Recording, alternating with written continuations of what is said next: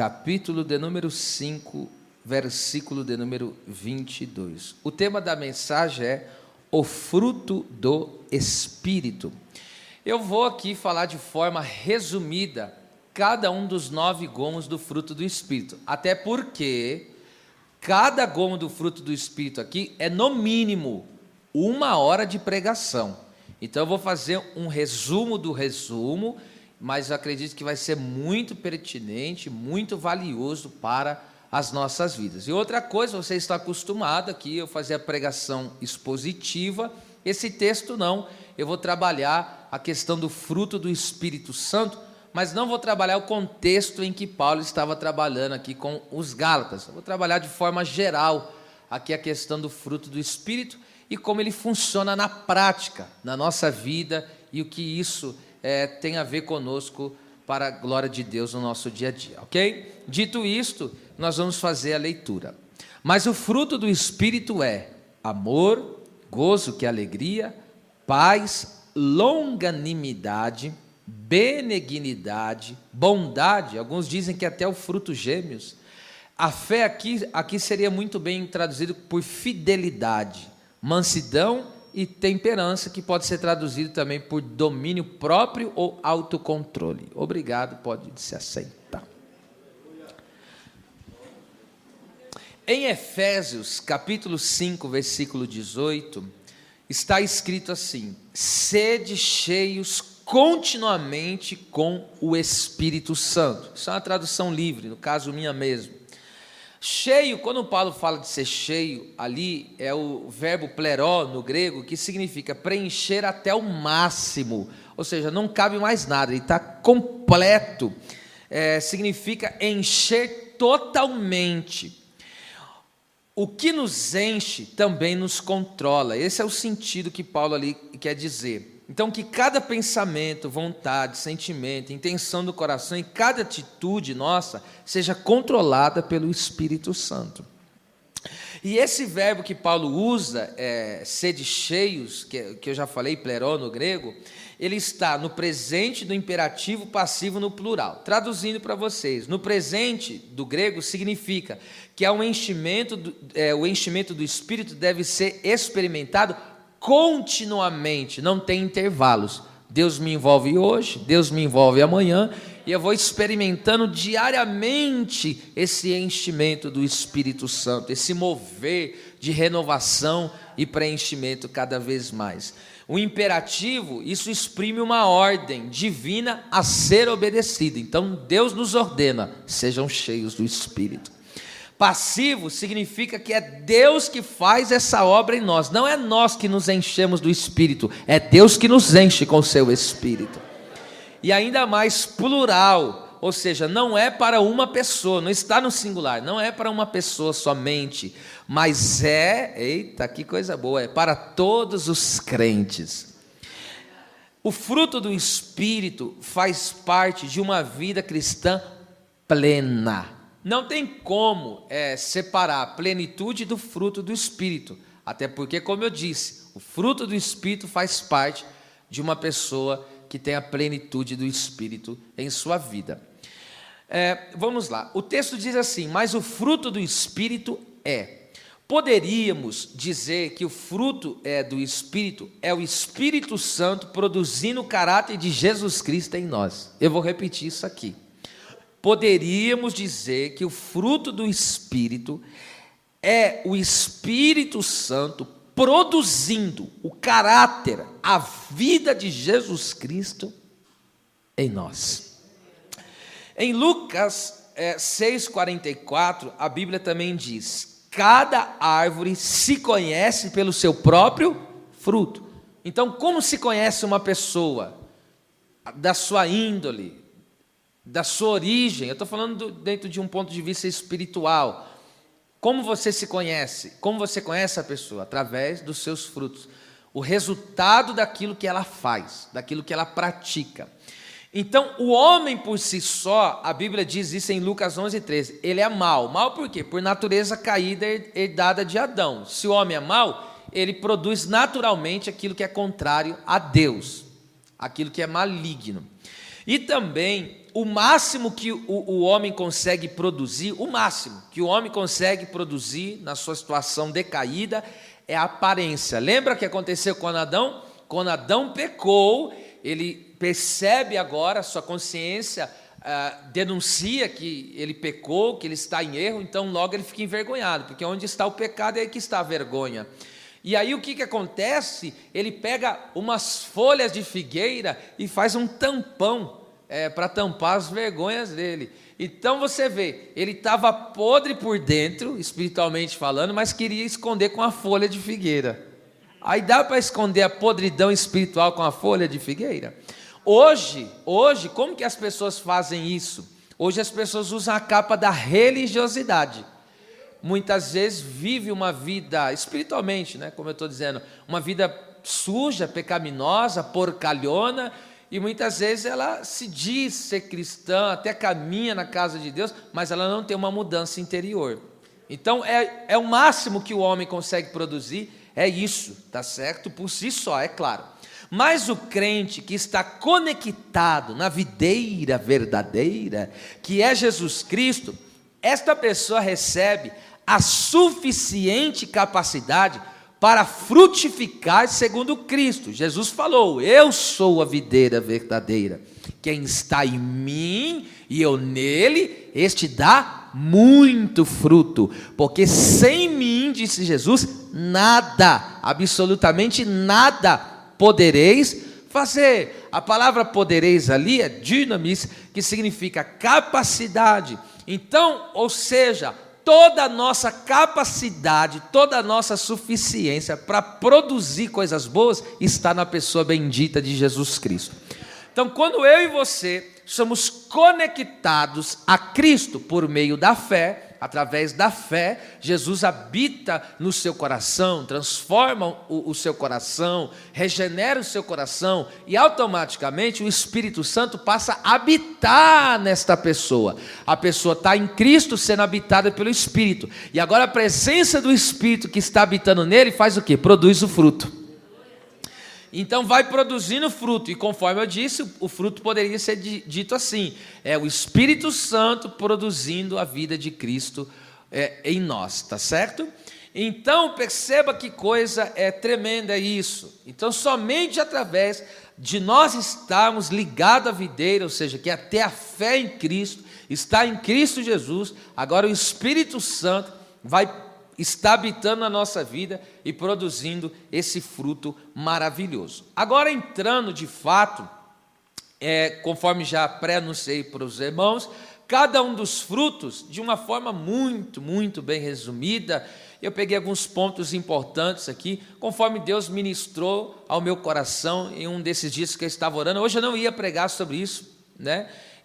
Mas o Espírito Santo, que conhece a necessidade da igreja e sabe como falar com o seu povo, ele nos orientou para assim ministrar. Então, pois bem, o primeiro gomo do fruto do Espírito é o amor. Meu Deus, o amor aqui, o amor é claro, esse amor não é um amor comum. Que é um amor comum? Um amor entre pessoas, um amor amizade, um amor paixão da carne. Aqui é o amor que ele está dizendo, é o amor divino, tá bom? Esse fruto do Espírito é o amor divino. No Salmo 116, verso 1, o salmista diz assim: amo ao Senhor. Essa é uma declaração linda, amo ao Senhor. Por que não dizer? Essa é uma das declarações mais lindas da palavra de Deus, amo ao Senhor. O amor está relacionado, primeiro, à devoção e à entrega total de uma pessoa a Deus. Toda pessoa que ama a Deus, essa pessoa, ela vai ter uma vida dedicada ao Senhor. E ela vai ter uma vida totalmente entregue ao Senhor. Então você pode ver que toda pessoa que ama de fato e verdade ao Senhor, ela é uma pessoa zelosa com Deus e para com as coisas de Deus, e ele prioriza muito uma vida de serviço a Deus e de devoção a Deus, de busca da própria pessoa de Deus, e ela não se entrega com reservas, tá certo? Ela se entrega totalmente. Eu vejo isso na vida de Eliseu. Você sabe quando Elias passou a capa nele, que falava do ministério profético, Eliseu, ele deixou tudo para trás, que poderia fazer com que qualquer situação que ele vivesse difícil, sugerir na mente dele: volte, não siga esse caminho, volte. Então, entrega total é o quê? É aquilo que verdadeiramente eu tiro da minha vida qualquer sugestão de voltar para trás. É uma entrega que eu me entrego totalmente ao Senhor, que eu não vejo mais para onde ir, para quem ir. Eu só vejo Deus na minha vida, entende? Então, é uma pessoa que se entregou totalmente. Não é alguém que fala assim: ó, eu estou indo por esse caminho, mas se alguma coisa der errada, aí a pessoa deixou algumas reservas, sabe? Qualquer coisa, se não der certo esse caminho da fé, eu volto. Esse aí não se entregou totalmente, entende? É alguém ainda que guarda alguns costumes do mundo. Ele fala: se não der certo, eu volto. Então, esse aí nunca vai dar certo mesmo, porque já entrou derrotado. Porque aquele que ama ao Senhor, ele entregará todo o seu coração diante da presença de Deus. É a mesma coisa. Imagine alguém estar casado com alguém que não ama. Isso é uma lástima. Já pensou como que é a vida amorosa de um casal que não se ama? Pensa ter uma vida amorosa com alguém que não te ama. Como que é o relacionamento íntimo dessa pessoa? Veja como é diferente uma pessoa, eu vou dar um exemplo qualquer aqui, gente. Veja uma pessoa que arruma uma mesa com amor, do que uma pessoa que arruma por arrumar. É ou não é diferente? É ou não é, irmão? Tudo que você faz com amor é diferente. Você faz com zelo, faz com dedicação. Você pode ver, toda pessoa que ama, ela é dedicada naquilo que ela faz. Agora, se você não tem amor àquilo, você coloca de escanteio, faz quando dá. Agora, quando você ama, não dá para esperar para outro dia. Então, é essa devoção, e esse fruto, quem gera em nós, é o Espírito Santo. O amor também, veja só, o amor também está relacionado a viver para agradar a Deus. Isso eu vejo em João 21,15, quando Jesus falou para Pedro: tu me amas? Resumindo, tu me amas? Te amo. Jesus falou: apacenta minhas ovelhas. Então veja, Jesus está dizendo: eu vou saber que você me ama se você fizer aquilo que é a minha vontade, aquilo que me agrada. Então o amor faz uma pessoa a viver de maneira que agrada a Deus. Então aqui é o que a Bíblia diz: o amor lança fora o quê? O medo. Porque a pessoa que está no amor de Deus, ela não tem medo da condenação. Jamais ela tem medo da condenação, porque o amor cobre multidão de pecados. Mas vamos lá, o amor, isso é lindo demais. O amor que a pessoa tem a Deus faz com que ela viva para agradar a Deus.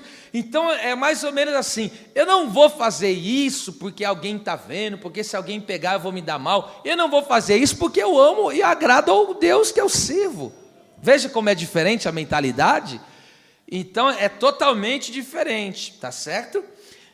Vamos lá, o amor faz o nosso coração rejeitar o mundo. O amor a Deus, é claro. Em 1 João 2,15 ao 17, João fala que nós não devemos amar o mundo nem o que no mundo há. Porque aquele que ama o mundo, o amor do Pai não está nele. E tudo que há no mundo, a concupiscência dos olhos, a concupiscência da carne, a soberba da vida, isso é do mundo e isso é passageiro, passa. Mas aquele que faz a vontade de Deus permanece para todo sempre. Então aquele que tem o amor de Deus em seu coração, ele nunca trocará, ou seja, abandonará a Deus e ficará com o mundo. É o contrário, aquele que ama o Senhor, ele abandonará o mundo e ficará com Deus.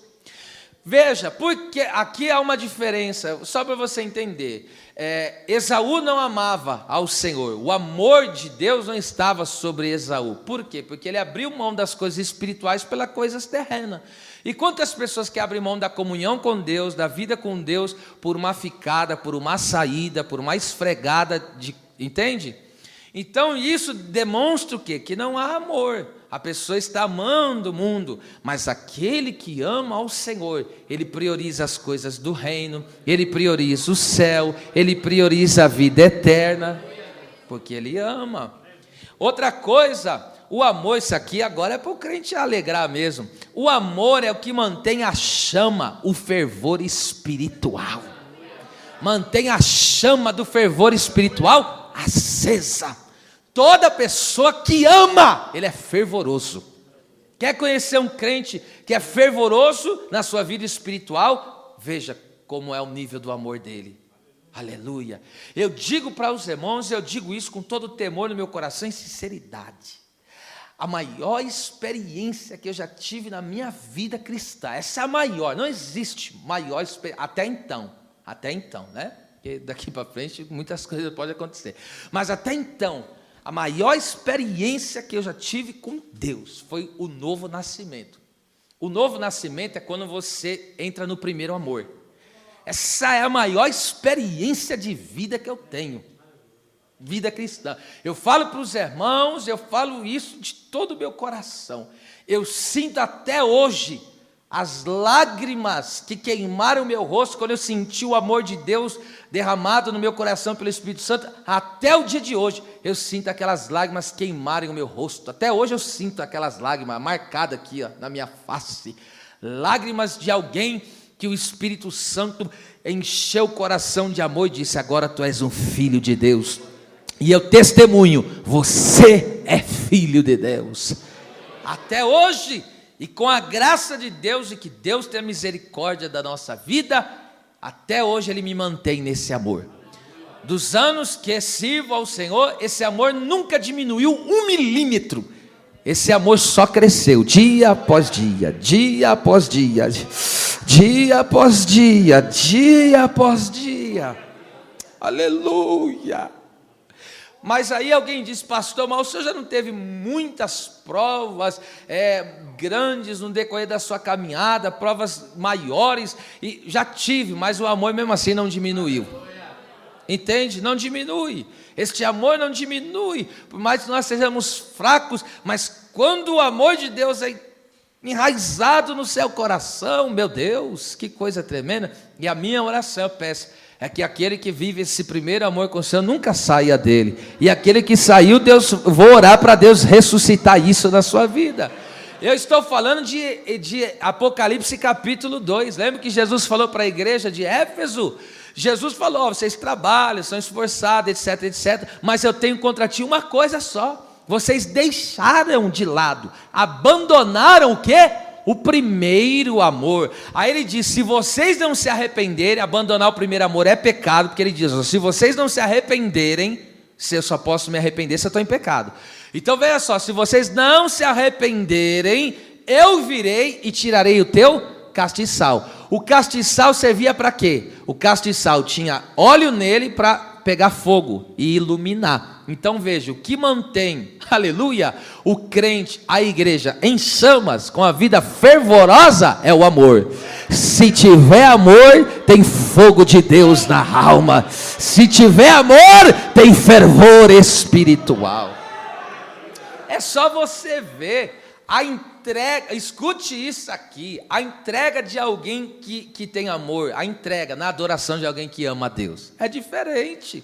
Você pode ver a pessoa que tem aquele sentimento de amor, de sentir muito o amor de Deus, que sabe de onde Deus lhe arrancou, lhe tirou de uma vida de prostituição, de uma vida de miséria, de droga, de uma vida de mentira. Essas pessoas que sentem um perdão de Deus, é como lembra aquela mulher? Vou citar um texto bíblico, aquela mulher lá de Lucas 7, do versículo 37 em diante, porque Jesus entrou na casa de Simão, foi Simão que convidou Jesus, e quando você convidava, você era anfitrião, você recebia a pessoa como? Com ósculo santo, jogava um óleo perfumado na cabeça da pessoa, né, que fala de uma boa aparência, você lavava os pés da pessoa. Quando Jesus chegou na casa desse Simão, ele não deu beijo no sem ósculo santo, não ungiu o Senhor, e não deu água para os pés do Senhor. De repente chega uma mulher pecadora, a Bíblia chama ela assim, de pecadora. Aquela mulher se dobra aos pés do Senhor,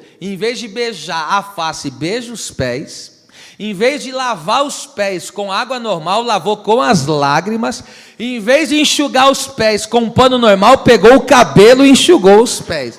Para você que não sabe, o cabelo, o cabelo para a mulher é sinônimo de honra, ainda mais naquela época. As mulheres andavam com o cabelo amarrado, ela só podia soltar o cabelo para o marido quando estava intimamente com ele, ela soltava o cabelo. Sabe o que aquela mulher estava dizendo? Eu solto toda a minha vida aos teus pés, eu me entrego totalmente, meu Deus, aleluia.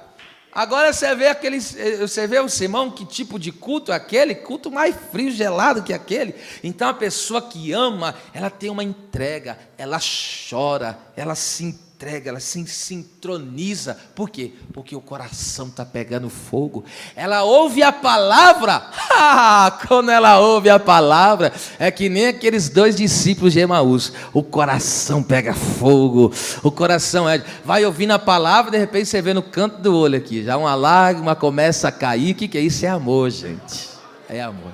Vamos mais adiante. O segundo gomo do fruto, que aqui Paulo lista, é a alegria. Aqui foi traduzido como gozo, mas é rara alegria, que significa alegria, satisfação, contentamento, prazer. Irmão, você sabe que a nossa alegria não pode estar pautada em coisas, em conquistas humanas e terrenas, porque conquistas humanas e terrenas vêm e podem ir, tá certo?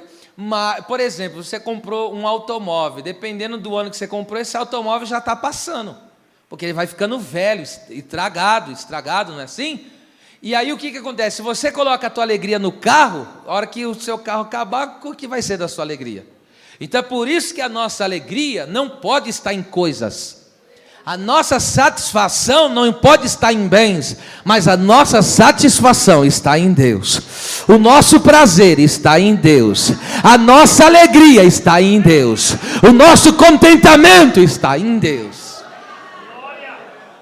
Porque Deus nunca vai passar. Então, se Deus nunca vai passar e a sua alegria está nele, significa que você vai ser alegre pelo resto da tua vida.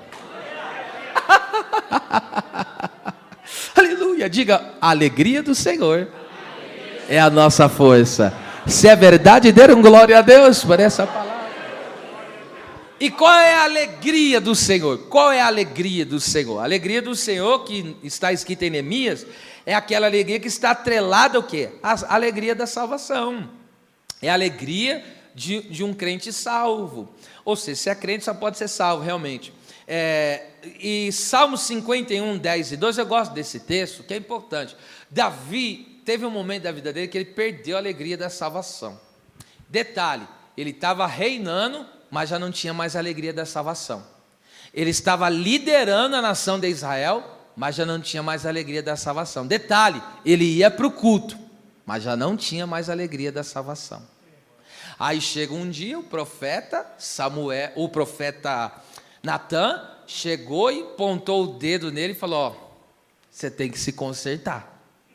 E ele recebeu a palavra, ele se humilhou. E aí onde ele fez o Salmo 51, né? Ele compôs o Salmo 51, aí é lindo o cântico, essa estrofe do cântico, essa parte, né, do cântico, ele diz assim, aí ele diz: cria em mim, ó Deus, um coração puro, renovas em mim um espírito reto, inabalável, não retires-me da tua presença, não lanças fora de mim o teu Espírito Santo, torna a dar-me a alegria da tua salvação.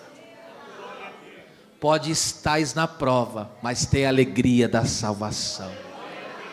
Pode hoje estar morando no barraquinho de madeira, mas tem a alegria da salvação. Não pode ter um passarinho para dar água, mas tem a alegria da salvação. As coisas podem não estar como você queria que tivesse, às vezes na tua casa, no teu trabalho, no teu ministério, enfim, mas uma coisa você tem: a alegria. E eu pergunto: quantos ainda, aleluia, saboreiam, aleluia, a alegria da salvação? Levante uma das mãos para o céu, porque se tem uma coisa que o inimigo não vai roubar de você, eu estou profetizando, ele não vai roubar a alegria da tua salvação.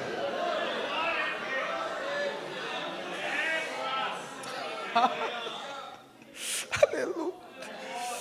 Alegria está atrelada ao culto, meu Deus.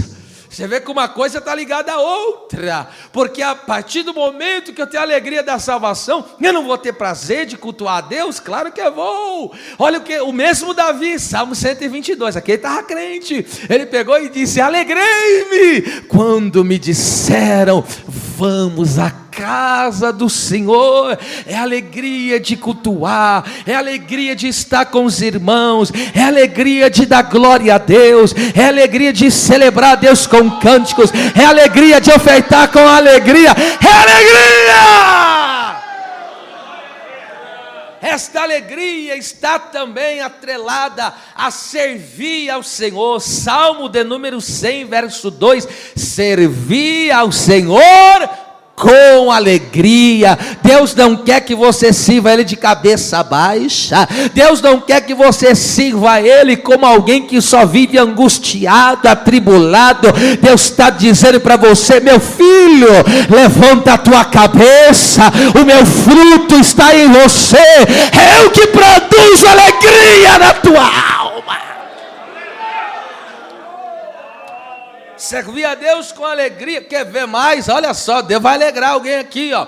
Também esta alegria, ela está associada às promessas de Deus, como também a colheita de Deus. E onde eu vejo isso, minha gente querida? Pois não, no mesmo salmo. Veja que o salmo fala de muita alegria, né? O salmo de número 126, que é um cântico maravilhoso, o cântico dos degraus. Olha só o que o salmista disse. Ele fala: quando o Senhor virou o nosso cativeiro e nós voltamos para Sião, estavam como os que sonham. Aí ele disse o quê? Então a nossa boca se encheu de riso, se encheu de alegria, e a nossa língua de cânticos. Então se dizia entre as nações: grandes coisas fez o Senhor por esses, grandes coisas fez o Senhor por nós, e por isso estamos alegres. E por isso estamos alegres. Por que eles estavam alegres? Porque Deus cumpriu a promessa: vocês vão para Sião, vocês vão para Sião, vão voltar, era uma promessa.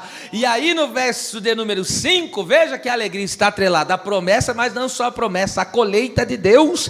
Porque o texto diz: os que semeiam, aleluia, com lágrimas, como que vai colher? Vai colher com alegria. Porque aquele que vai andando e chorando, levando a preciosa semente, voltará com júbilo, trazendo a sua colheita.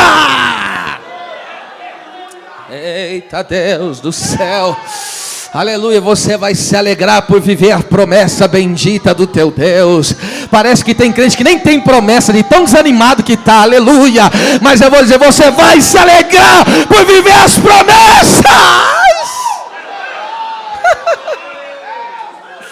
Aleluia. Essa alegria é a alegria da bem-aventurança de crer em Jesus Cristo, porque 1 Pedro 1,8 diz: vocês não viram, falando de Jesus, Pedro falando, a quem vocês não viram, mas creram, e vocês crendo e se alegram de forma inefável, de forma indescritível, e amam ao Senhor. Então veja, o crer em Jesus, a pessoa que crê em Jesus é alegre. Toda pessoa que crê em Jesus Cristo, ele tem uma alegria no seu coração. Por que ele tem alegria? Porque o Cristo que ela serve não é um Cristo espancado que está pendurado numa cruz. O Cristo que ele serve não é um Cristo que ainda está cravado na cruz. O Cristo que ele serve não é um Cristo que está sepultado e arrebentado morto, mas o Cristo que ele serve ressuscitou ao terceiro dia, está à destra do Pai, intercede por nós e voltará para buscar os que creem no seu nome. Esse é o Cristo que alegra a nossa alma.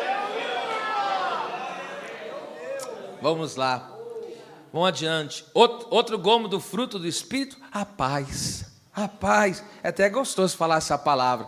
A paz aqui é Irene, que é o estado, como eu disse, estou falando básico aqui, tá? O estado tranquilo de uma pessoa que tem certeza da sua salvação em Cristo. Escute, a paz de Deus excede todo entendimento, ou seja, ela ultrapassa o raciocínio humano, a compreensão humana. É por isso que você que serve a Deus e tem o fruto do Espírito, a pessoa muitas vezes, você olha para a pessoa e vê aquela naquele turbilhão, vivendo aquela tribulação horrível, aquelas provas malucas, aí a pessoa olha para ele e fala, meu Deus, como que ele é tão sereno desse jeito? Como que ele consegue ficar equilibrado desse jeito? Porque essa paz ultrapassa, excede toda a compreensão humana. Às vezes a casa dele está caindo, mas ele está. Por quê? Porque está confiando. Está confiando no Deus que chamou ele, hora essa. Vamos lá, vamos aplicar aqui essa palavra maravilhosa. Então, essa paz de Deus que excede todo entendimento, primeiro, triunfa sobre depressão. A paz, você sabia que a paz triunfa sobre a depressão? Que coisa linda, eu descobri isso. E aonde eu vejo isso? 1 Samuel 1, 17 e 18. A Ana, ela tinha todas as características de uma mulher que estava depressiva. Não comia, semblante triste, estava tribulada e amargurada. Ela tinha toda a característica de uma pessoa que estava depressiva. Só que aí ela foi no culto. E chegando lá, a palavra foi essa: vai em e o Deus de Israel conceda a sua petição. A Bíblia diz que ela foi, o seu semblante já não era mais triste, mas pera lá. Ela tanto queria ter um filho, desejava ter um filho. Ela saiu do templo, mas não saiu com o filho na barriga. E como que ela tem paz agora? Ela foi em paz, mais ou menos assim. Foi Deus que me alcançou, foi Deus que fez a promessa. Deus não falha naquilo que falha. Vou descansar nele.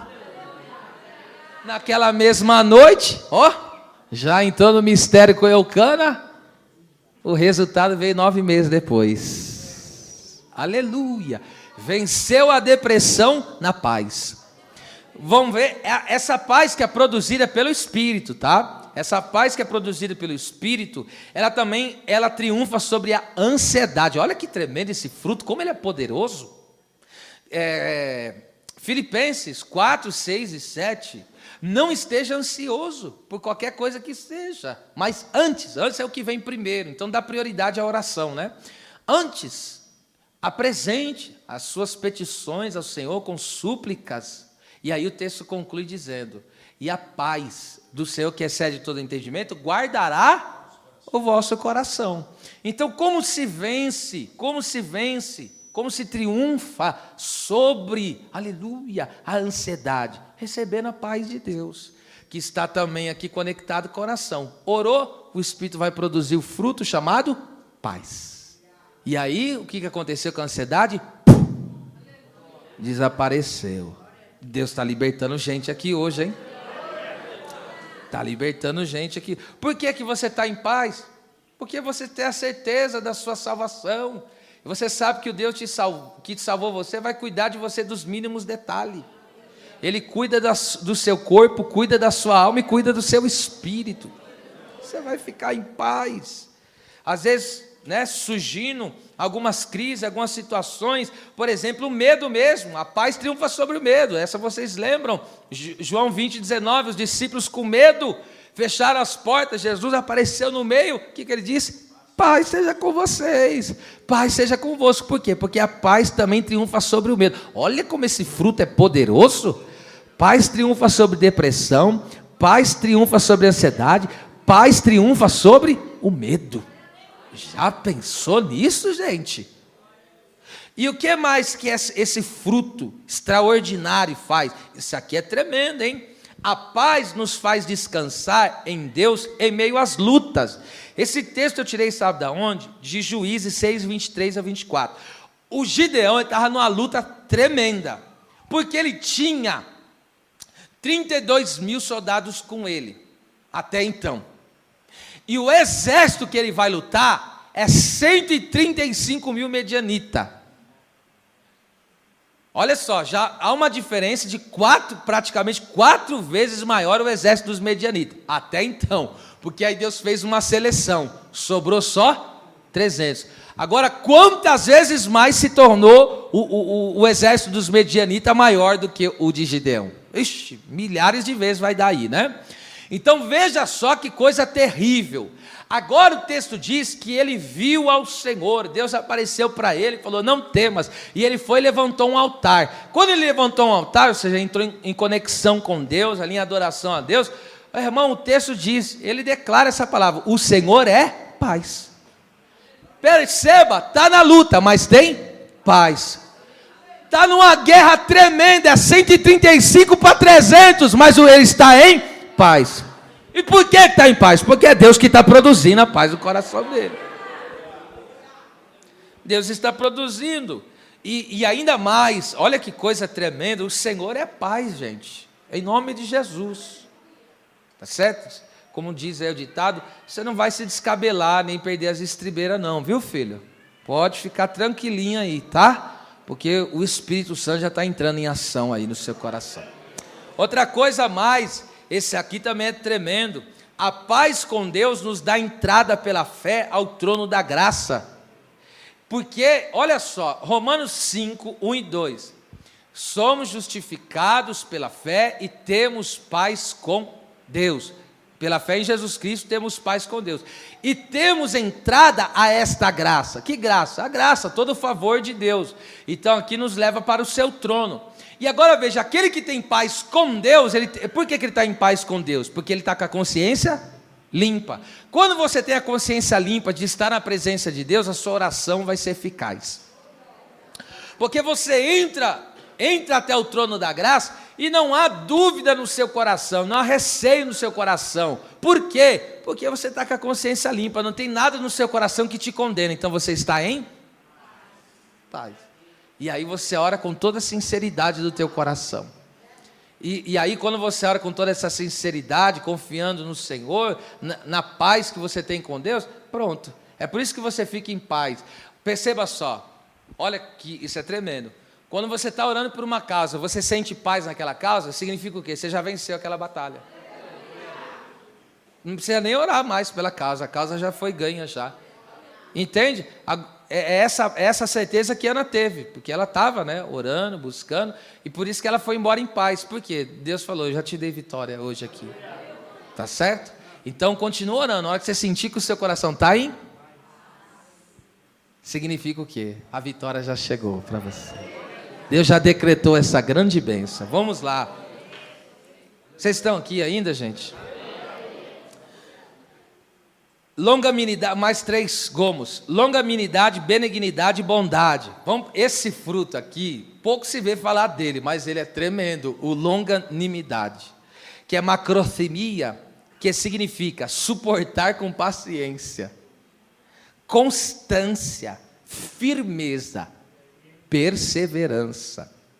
É ser capaz de esperar Deus agir ao seu próprio tempo, nos momentos de dificuldade que passamos, e a disposição de continuar vivendo até que a vitória chegue. E você viva como? Em pureza e em santidade, de acordo com a vontade de Deus. Em outras palavras, você não arreda o pé até que aconteça. Ainda que você esteja tomando pancada no lombo, ainda que você esteja sofrendo, você vai suportando tudo isso. Com o quê? Com paciência. Meu Deus, com firmeza. Olha como esse fruto é tremendo.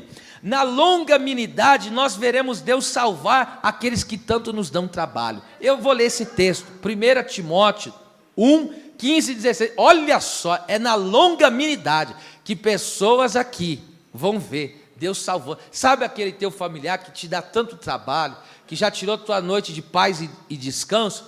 É nesse fruto aqui que você vai triunfar. Quer ver? 1 Timóteo, capítulo 1, versículo de número 15 e 16. Vamos lá. Glória a Jesus Cristo. E eu vou adiantando aqui. Vamos lá. 1 Timóteo 1,15. Esta é uma palavra fiel e digna de toda aceitação, que Cristo Jesus veio ao mundo, para salvar os pecadores. Aí Paulo dizia, dos quais eu sou o principal. Aquele que perseguia, que maltratava. Irmão, se alguém olhasse para Paulo e dizer, isso aí nunca vai se converter. De tão ruim que era o camarada. Ele era ruim, hein? Maltratava criança, mulher, não tinha dó de ninguém não, viu? Em nome da religião. Olha o versículo 16 agora o que diz.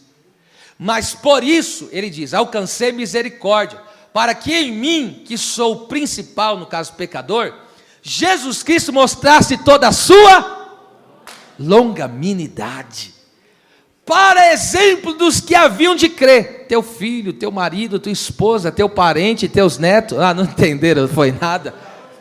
Nele para a vida eterna. Sabe o que o Paulo está dizendo? Assim como Deus me alcançou sendo uma pessoa que não valia nada, que dava trabalho, que perseguia, que maltratava, assim como pela longanimidade Deus não me fulminou, Deus não me destruiu, Deus alongou, aleluia, a sua paciência comigo, e foi lá e me alcançou.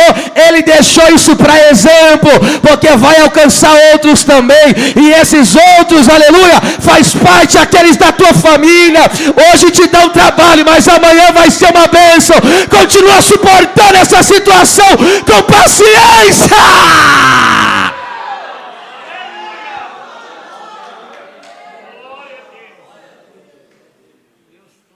Eita, longanimidade. Que mais? A longanimidade também tem a ver com o ser tardio em irar-se. Você já viu as pessoas que dizem que tem um pavio curto? Precisa desse dom aqui. Ou desse dom não, perdão, desse fruto. Precisa da longanimidade. Porque, escute só, você não pode agir por cauda. Como que age por cauda? Já age por instinto, né? Bateu, levou. Bateu, levou. Esse aí é cauda. Mas aquele, pera lá, bateu, primeiro ele pensa. Se eu fizer isso, vai acontecer isso, pode resultar nisso. O que é isso? Longanimidade. A pessoa está raciocinando, a pessoa está pensando antes de tomar uma atitude explosiva. Você já viu a bomba, né, quando estoura, né? Depois que dá, né? Então não seja uma bomba. Deixa Deus alongar esse paviozinho curto seu aí, viu? Porque a Bíblia Sagrada diz, olha só, como a longanimidade tem a ver com ser tardio para irar-se. A Bíblia diz lá em Efésios 4:27, não deis lugar para o diabo, não dá oportunidade para ele trabalhar. E ali o contexto é o quê? É ira. Não se ponha o sol sobre a ira, ou seja, não deixa a ira acumular para o dia de amanhã. A ira veio, resolve ela hoje, não deixa chegar amanhã, porque senão vai endurecer, como um cimento. Entendeu o mistério? E aí, quando entra a ira, Satanás está aí nesse negócio. O Satanás, ele trabalha na ira descontrolada, tá certo? Mas aí o crente está com longanimidade. Aí o que acontece? As brechas são tampadas. Glória a Deus. Outra coisa é que esse fruto tremendo, achei muito tremendo esse fruto. O fruto da longanimidade, oh meu Deus do céu, te faz ter firmeza para quê?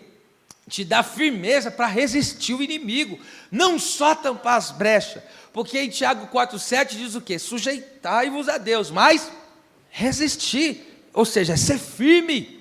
Resistir o diabo, ele vai fugir de vós. Então como se vence o inimigo? Resistindo. Resiste, permanece firme. Como que eu vou permanecer firme? Com a longanimidade, ok? Então, fechou as brechas com a longanimidade, olha só que tremendo, hein? E ainda resistiu e o inimigo fugiu. E ainda na longanimidade, tomando uns coros espiritual, aí está difícil as pancadas da vida, mas está lá suportando, está lá caminhando.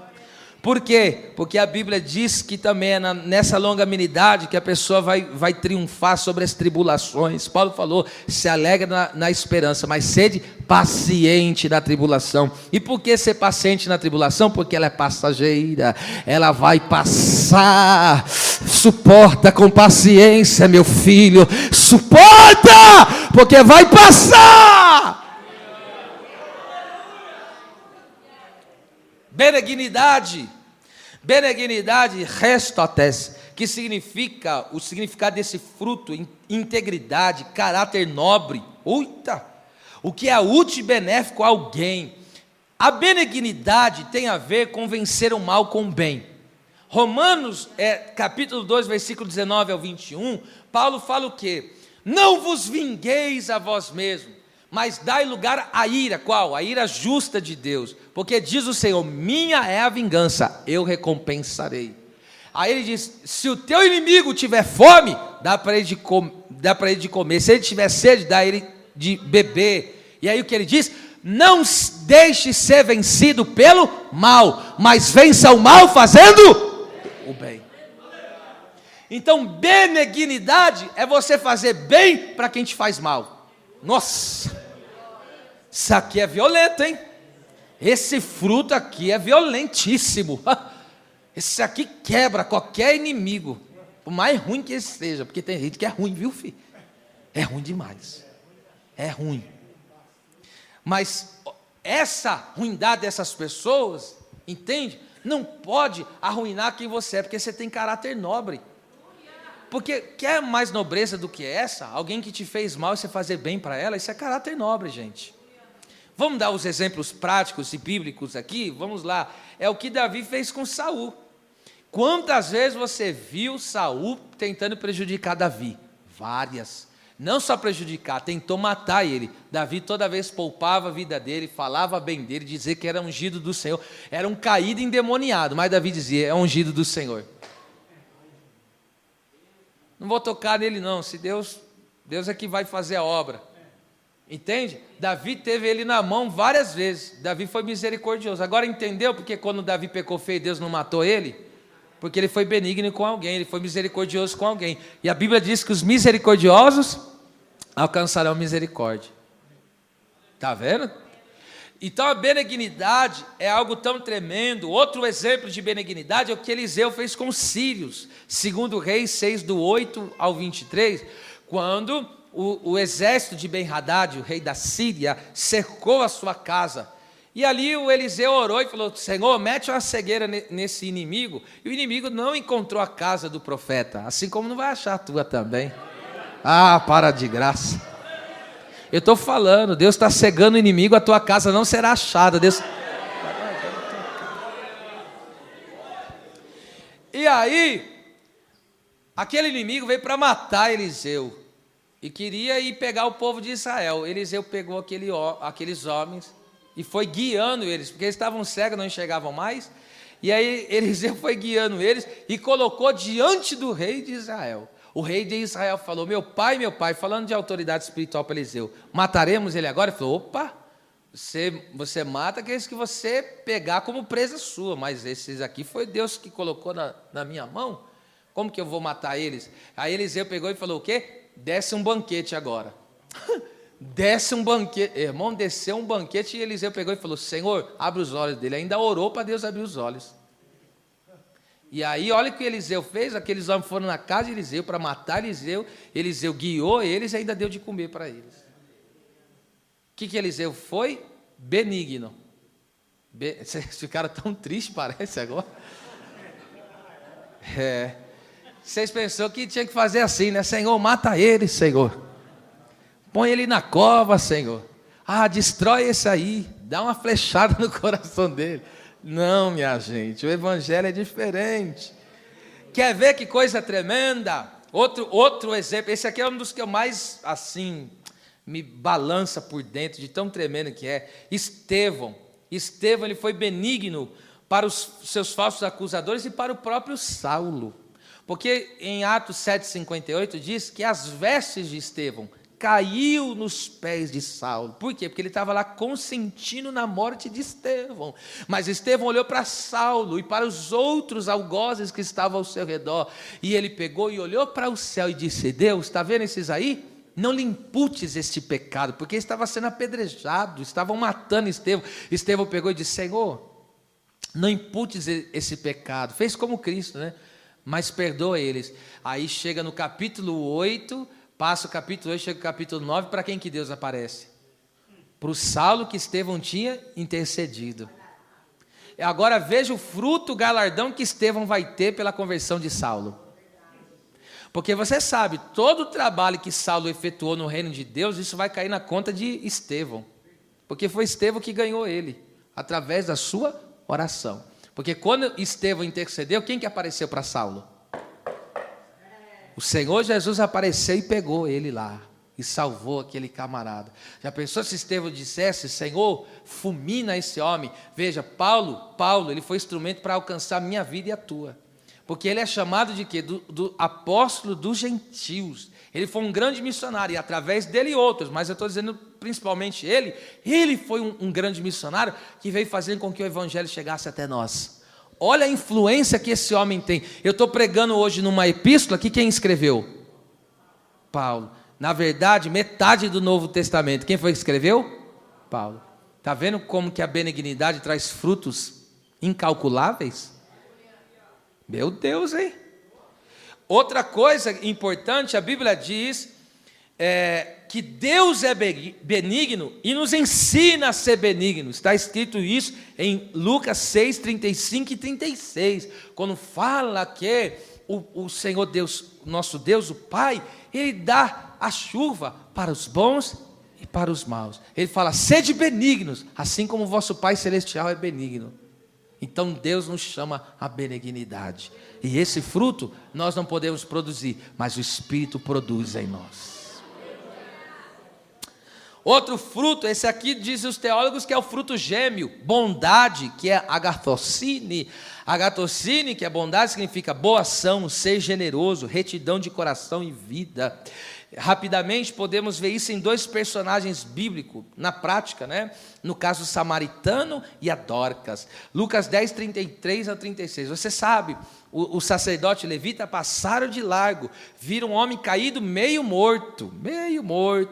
Ele tinha sido defraudado, roubado. Vieram os ladrões salteadores no meio daquelas montanhas, mas deram cabo em cima dele, tiraram os pertences dele, bateram nele, deixaram ele caído meio morto, e deixaram todo arrebentado sem recurso nenhum. O sacerdote olhou aquilo e não agiu com bondade. O levita viu aquilo e não agiu com bondade. Mas veio o bom samaritano.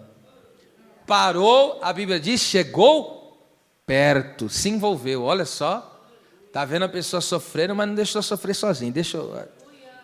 Foi lá, parou, derramou azeite nas feridas, derramou um vinho ali, suco de uva, que representa ali no caso a alegria, tá certo? Glória a Deus. E aí foi lá, colocou o homem de pé, colocou ele na cavalgadura, levou para a estalagem, deixou pago e falou, e se ele gastar alguma coisa, aí quando eu voltar eu pago. A bondade na igreja trabalha. Você sabe que com a igreja que não tem bondade, não faz obra social, não evangeliza. Esse fruto é que faz a igreja evangelizar. É esse fruto que faz a igreja ir buscar os arrebentados. Porque uma coisa, eu tenho nojo disso, hein? As pessoas falam que existe o peixe pequeno e o peixe grande. Eles direcionam isso porque um tem pouco e outro tem muito dinheiro. Eu tenho nojo disso, viu? Mas tem que pegar os peixes grandes também. Mas que porcaria que é essa? Então a pessoa vale o que tem, não o que é. Então nós temos que aprender o que é cristianismo. O cristianismo não faz diferenciação como isso é coisa de homem, isso não é coisa do cristianismo. O cristianismo não vê o que a pessoa tem, o cristianismo vê a alma desta pessoa. Tem glória a Deus agora? Lembra Dorcas? A Bíblia diz estava cheia de boas obras. Olha aí, bondade. Cuidava das viúvas. Olha aí, dava esmola para os necessitados. Ela pegava a sua costurinha lá, não sei se era costura, mas sei que ela fazia uns mistérios lá, uns bordados, uns misterinhos. Eu sei que quando ela partiu, as viúvas choraram tanto, irmão, mas choraram, porque quando Dorcas morre, ou seja, quando a obra social de uma igreja morre, tem muita gente necessitada que chora. Então, alácia, que minarraço terquefou derebassúria, que Deus ressuscite a Dorcas, que Deus levante os bons samaritanos, ganhadores de alma. Porque uma coisa, irmão, é você pegar um crente alinhado, que você não precisa nem falar mais nada, ele já caminha com as próprias pernas. Uma coisa, agora outra coisa é você pegar aquela pessoa arrebentada, que não consegue andar pelas próprias pernas, você tem que dar auxílio, você tem que estar toda hora dando atenção, tem que estar toda hora caminhando. Bondade, põe a bondade, estende a mão mesmo, ajuda mesmo, bondade. Vamos lá, 3 últimos frutos, ou na verdade, gomo do fruto. Fidelidade, mansidão e temperança, seu domínio próprio. Fidelidade, que é pistis, significa lealdade constante e inabalável. Esse aqui, resumindo, Esta fidelidade nós podemos ver na vida de Jó. Você sabe que Jó viveu um momento crítico, de tal maneira que ele era o homem mais rico do Oriente e se tornou o mais pobre. Só para você ter uma ideia, quando diz que ele sentou na cinza, diz que ele sentou no lixo da cidade. Ali é quando fala, né, que ele sentou na cinza, ali acredita-se que era o lixão da cidade. O homem mais rico do Oriente sentar no lixão da cidade porque não tem onde ficar. Detalhe, você sabe só o que sobrou para ele? Caquinho de telha, para raspar as coceirinhas. Imagine só. Irmão. E detalhe, ele não tinha ninguém nem para coçar as costas, viu? Porque todo mundo abandonou, viu? E aí o que acontece? Olha o que é fidelidade, porque você sabe qual que foi a prerrogativa do inimigo. Deus falou, Deus deu testemunho. Você viu meu servo Jó? Esse aí é reto, hein? Temente, se desvia do mal, é íntegro. Aí o diabo falou, mas também, né? Tem tudo, o céu abençoou ele, cercou ele de bens. Deus falou, é? Olha o que o inimigo está jogando na face de Deus. Ele só te adora porque você está comprando ele com o que você dá para ele. Ele só te adora pelo aquilo que ele tem. Tira as coisas que ele tem para ver se ele te adora. Mas Deus falou, você está achando que ele só me adora por isso? Aí diz o texto que Deus permitiu, foi uma permissão de Deus. E aí o texto diz, resumindo, irmão, a mulher chega e diz, amaldiçoa o teu Deus e morre, na situação lastimável que ele estava. Eita, meu Deus! E aí ele pega, o texto diz, rasga o seu manto, se dobra, se prostra, adora. E o texto diz assim, e em tudo isso que em toda dor, em toda perda, em tudo isso, não pecou Jó contra Deus e não atribuiu a Deus falta alguma. O que é isso? Fidelidade.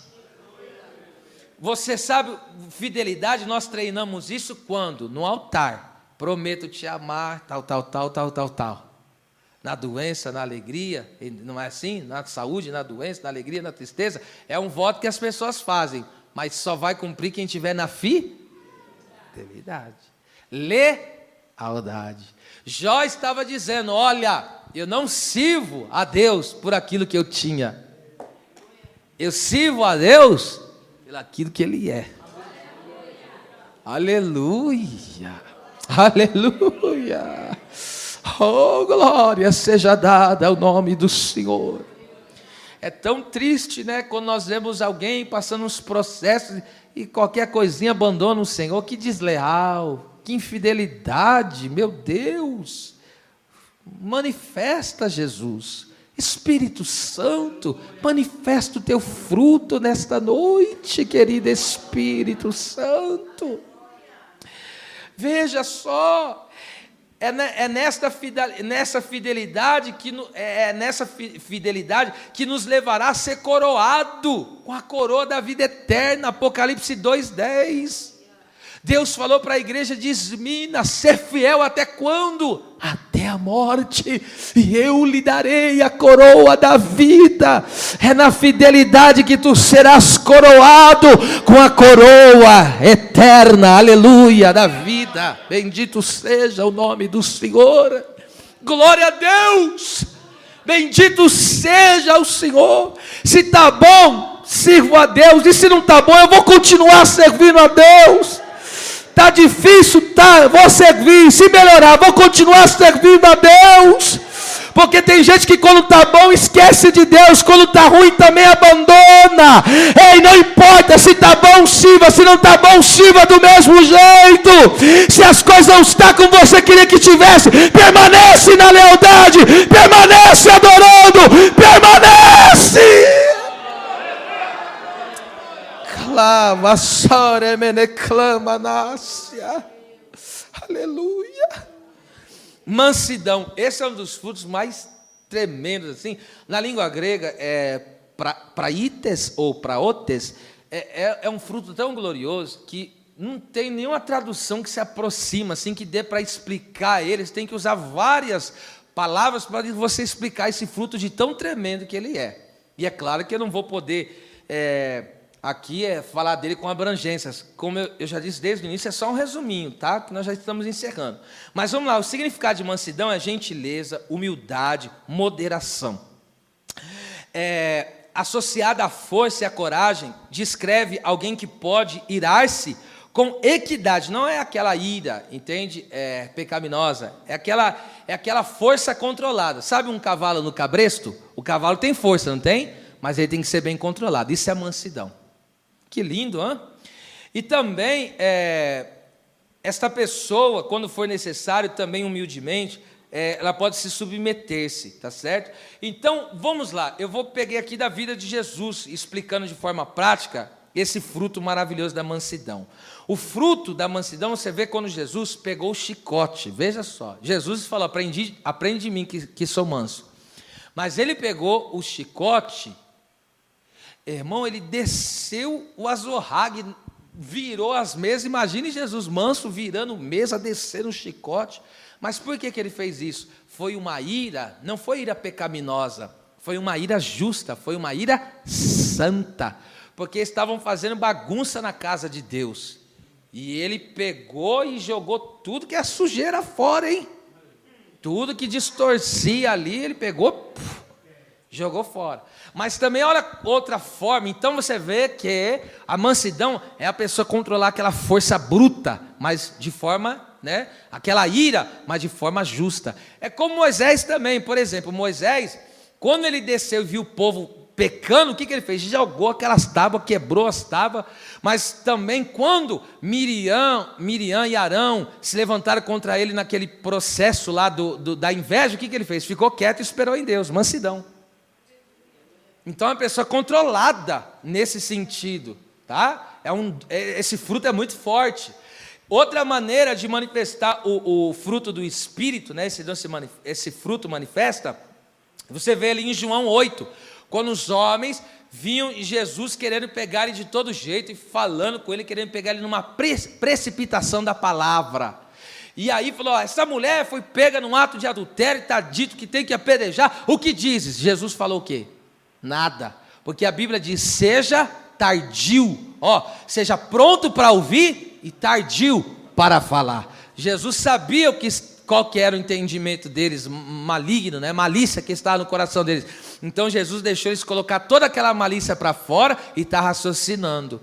E aí ele está raciocinando, quando eles terminam de falar, Jesus só pega e dá uma palavra: quem não tem pecado, cadê os homens? Todos foram embora, sobrou ninguém. Está vendo que com mansidão você resolve situações tremendas na sua vida? Então seja pronto a ouvir, tardio para falar. Outra maneira que também esse fruto te faz se submeter. Aqui ele está atrelado à humildade, e faz se submeter. Onde nós vemos isso? Quando Jesus estava no Getsêmani.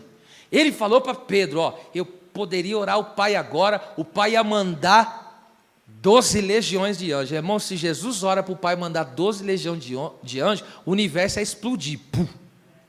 Só que ele pegou e falou o quê? Olha o que é submeter-se à vontade do Pai. E aí você conhece, ele falou, se possível for, afasta de mim sem que eu beba o cálice, mas todavia, seja feita a sua vontade. O que é isso?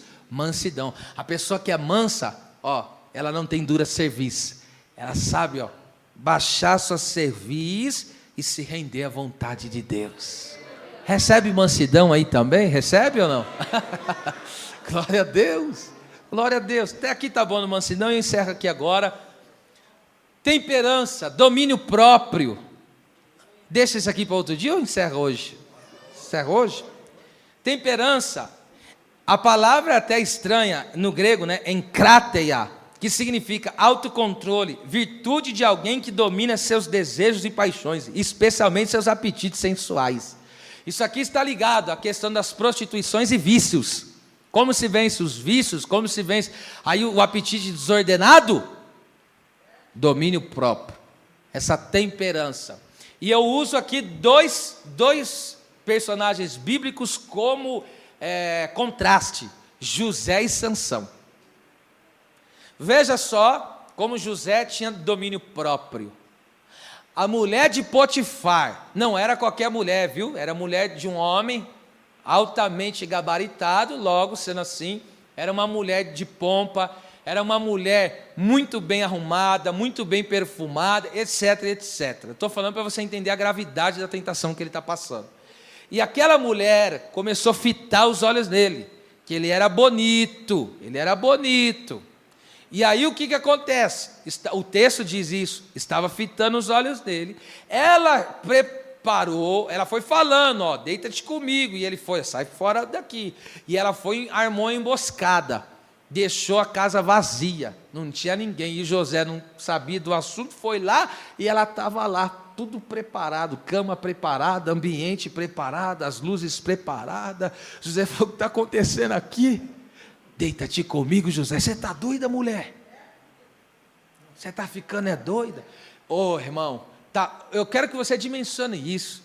Ele já era um jovem varão aqui, já era um jovem varão, foi vendido injustamente, escute, vendido injustamente pelos seus irmãos, foi traído pelos irmãos, foi jogado na cova, foi vendido injustamente, estava longe da casa dos pais, estava longe dos olhos dos irmãos, mas não estava longe de Deus.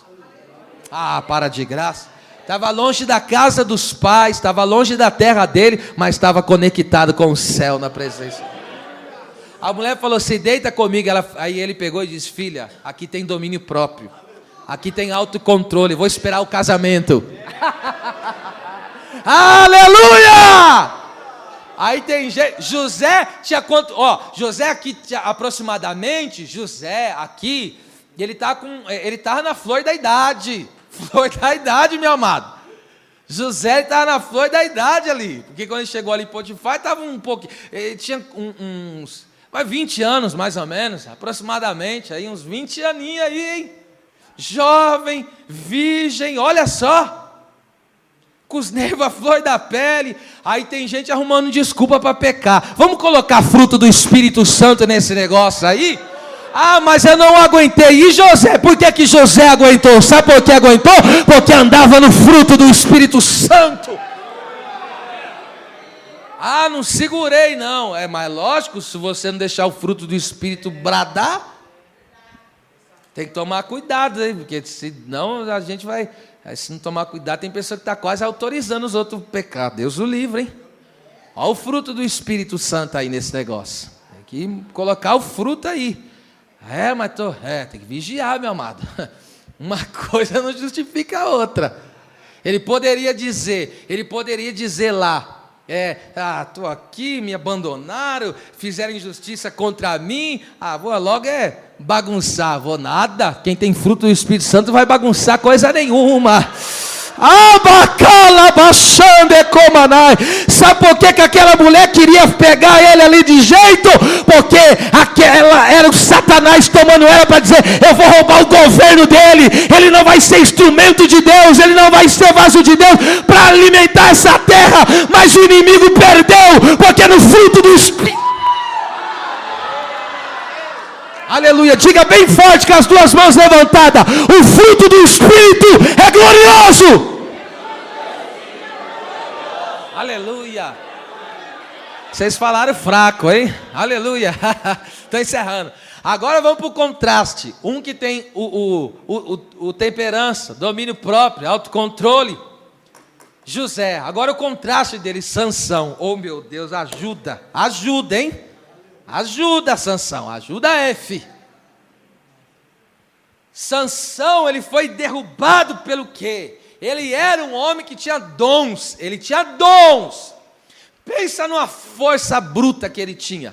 O Espírito Santo pegava ele arrastou um portão, eu não lembro agora quantos quilômetros, mas ele arrastou um portão de ponta a ponta, com toneladas de quilo, ele arrastou um portão. Vem um leão, meu amado, rasgou o leão. Quero ver rasgar um leão no meio. Que força é essa? Era forte no braço, mas era fraco no caráter. Está vendo? Olha lá. É como dizem aí, os dons traz admiradores, mas o caráter glorifica o Deus dos céus. Mas vamos lá, escute. Aí o que acontece? Ele perdeu de ter uma vida promissora, porque ele foi levantado, o Sansão, ele foi levantado para libertar o povo de Israel, para ser um instrumento de Deus, para libertar o povo da escravidão. Só que ele estava sendo escravizado pelo seu apetite desordenado. Primeiro, ele não soube esperar o tempo de Deus para casar. Casou fora do tempo, entendeu? Quis se aliançar com uma mulher que não era de Deus, porque ela era uma filisteia. E para que ele vai casar com uma filisteia se tem uma hebreia? Em outras palavras, para que vai casar com um mundano se tem um crente? Pastor, mas eu estava afastado, estava no mundo, aí é outros 500, agora está aqui e Deus vai fazer a obra. Mas está aqui na presença de Deus? Está aqui agora na presença de Deus? Não se enrosque com o filisteu não, viu? E nem com a filisteia, coisa nenhuma, tá? Aí, veja só, aquele homem, ele perdeu a unção, perdeu a presença, perdeu tudo, irmão. Por quê? O fruto do Espírito, o domínio próprio, não estava na vida dele. E ele não podia, me perdoa a expressão, não podia ver um rabo de saia. Não podia. Quando ele via, estralava os olhos. Ele comia com os olhos mesmo, hein? Ó, eita Deus. Mas ali, eu entendo uma coisa aqui nessa noite. Qual é a lição que nós vamos... Veja, você vê como foi o fim dele? Ainda Deus foi tão misericordioso que Deus salvou ele ainda, né? Salvou.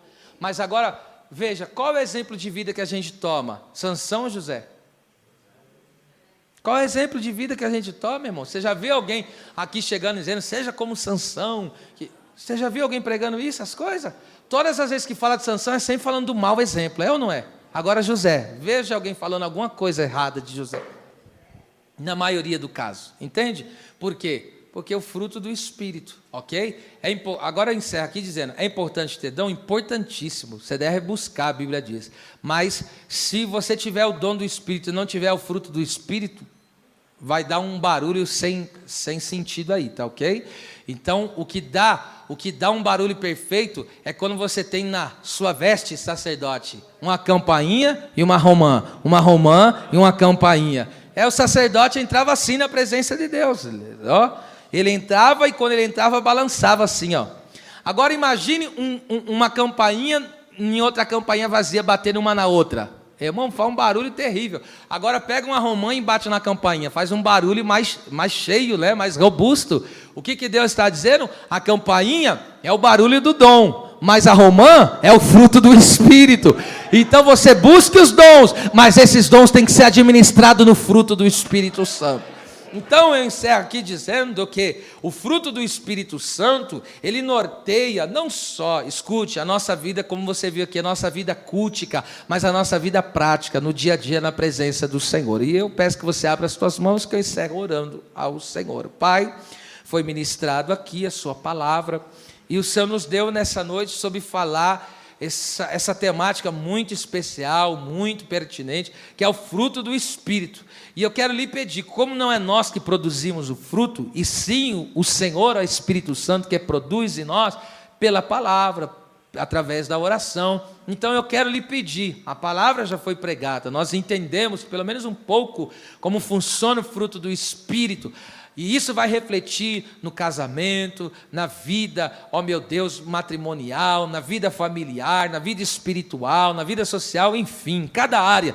Então eu peço, Espírito Santo, que o Senhor venha manifestar cada um desses gomos do teu fruto na nossa vida plenamente. Manifesta o amor, a alegria, a paz, a longanimidade, a benignidade, a bondade, a fidelidade, a temperança, domínio próprio e a mansidão. Manifesta em nós, é o que eu te peço, em nome de Jesus. Amém. As palmas que louvem ao Senhor.